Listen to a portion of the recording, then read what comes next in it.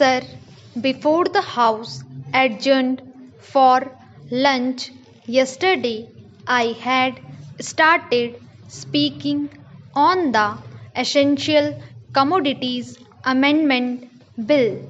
I have got here with me the bill as introduced.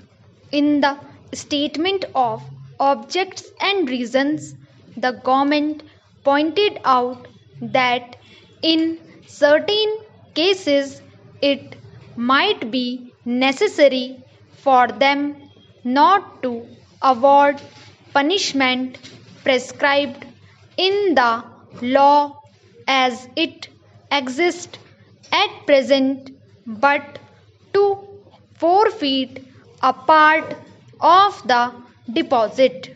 This relates to minor offences under the Essential Commodities Act. I can quite understand this, and generally, therefore, nobody would oppose this thing.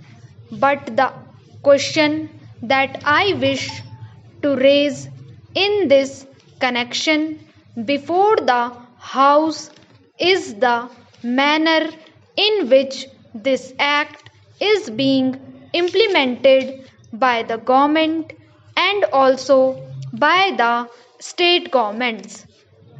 I mention the state governments because here is a measure which is sponsored by the Ministry of Food and Agriculture, and in regard to many aspects of which I believe the central government has concurrent jurisdiction, but much is left to the states. Our experience has been, especially in the state from which I come, namely West Bengal, that is, act is not implemented properly by the state authorities because of various connections of certain people high up with the big business and others indulging in speculation, hoarding, and so on. The result has been that whatever should be done had not been done. The central government has got powers under this act to make rules, to give directions to the states, and to supervise the manner in which the particular measure is administered by the states. We found that much that should have been done was not done. What is the use of talking about punishment of the small fry? Certainly, if they are guilty, they have to be punished, and the smaller the fry, the minor should be the punishment. I agree there, but the point is that the act is not properly implemented.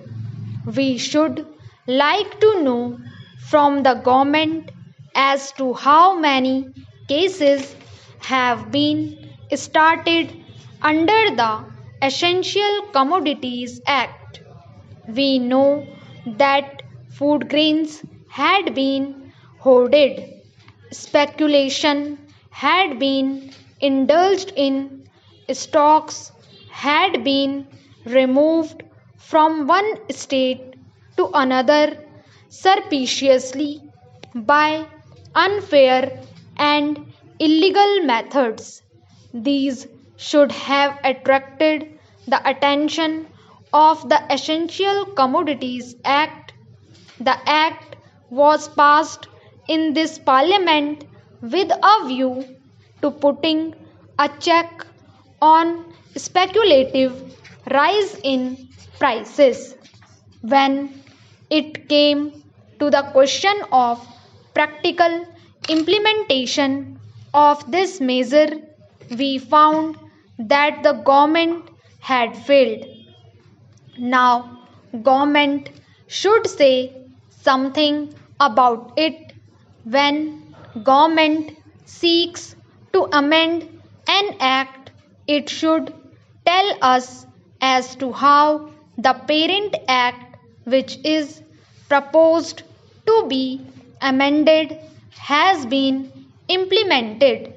Is it the contention of the government that difficulty arises because this particular provision is not there in the act? Are government in trouble because they do not know how to deal with the smaller fries, or is it because that those who are supposed to administer this measure at the state level, at the district level, have thought it fit to ignore it, have thought it fit to bypass it? If any measure of the central government was needed for controlling the price of food grains and ensuring the supply of essential commodities to the community, it is the Essential Commodities Act. I would like the minister to say something on this.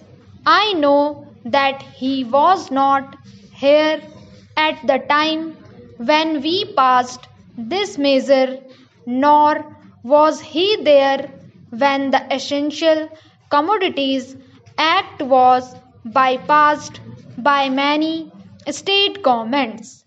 In the past, we had drawn the attention of the minister to this problem, and that minister is now happily going to be the president of the Uttar Pradesh Congress Committee.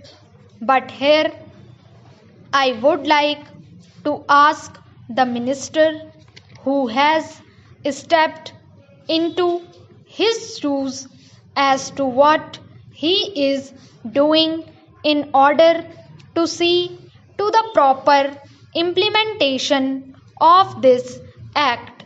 How many prosecutions have taken place?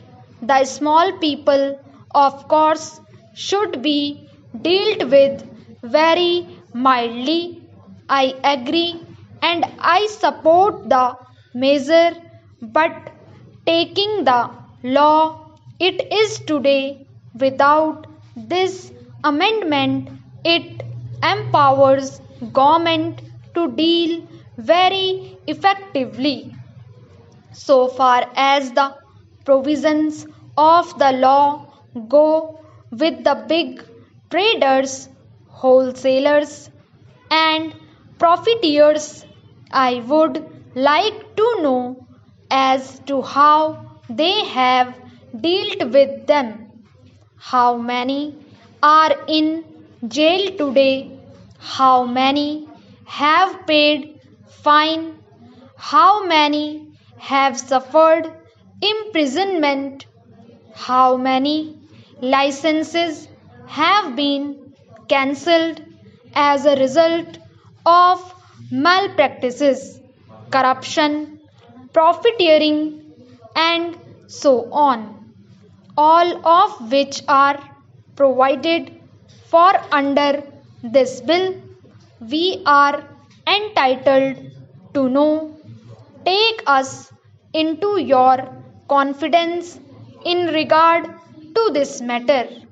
I say, from whatever knowledge we have, that very few have been prosecuted under this act. If it is so. It is not because our black market trade has suddenly become white market trade, or those impious people have suddenly become virtuous with the succession in the office of the food minister by a new man.